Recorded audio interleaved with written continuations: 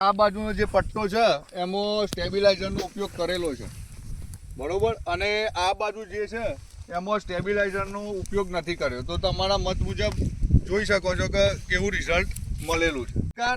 ધર્મજ ક્રોપગાર્ડ કંપનીમાંથી જતીને આજે આપણે વિરમગામ તાલુકાના વણી ગામમાં જીરાની ફિલ્ડ વિઝિટમાં આવેલા છે.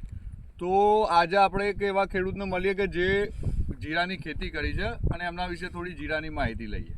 શું નામ તમારું? ભારતભાઈ પહેલાં ઠાકોર. બરોબર. ગામ? ગામ વણી. બરોબર છે. તમે કેટલા વર્ષથી જીરાની ખેતી કરો છો?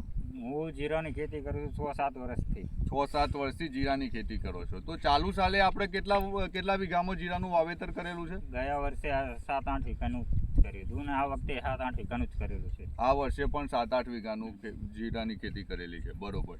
તો ચાલુ સાલે તમે ધર્મજ કંપનીની કઈ દવાનો ઉપયોગ કરેલો છે? ચાલુ સાલે સ્ટેબિલાઇઝરનો ઉપયોગ કરેલો છે.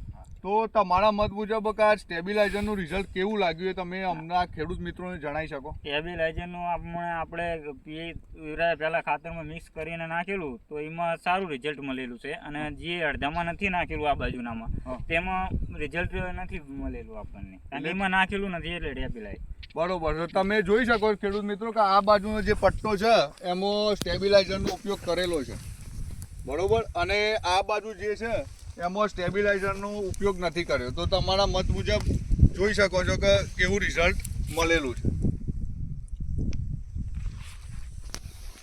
તો તમારા મત મુજબ એવું કેવું થાય છે કે ધર્મજ કંપનીની આ જે સ્ટેબિલાઇઝર છે એ જીરામાં ખેડૂત વાપરે એનાથી ફાયદો થાય? ફાયદો થાય ને. એનાથી શું ફાયદા થાય? એનાથી ને કે ફૂટ ને કોણપમાં બધી રીતે ફાયદો થઈ શકે છે. અને જે આ તમારી નજરની સામે નથી નાખેલું તેમાં કોઈ ફૂટ કે એવું નથી વિકાસ જેવો જોઈએ. વિકાસ જોવો જેમાં નથી નાખ્યો એમાં વિકાસ કે જે ફૂટ છે દેખાતી નથી, અને જેમાં નાખ્યો છે એમાં ફૂટ અને વિકાસ દેખાઈ રહ્યો છે. પૂરેપૂરો દેખાય છે. તો તમારા મત મુજબ આ જે સ્ટેબિલાઇઝર છે એ આવા જે બીજા ખેડૂત મિત્રોને ઉપયોગી થાય એવી આશા રાખીએ. જય હિન્દ. જય હિન્દ.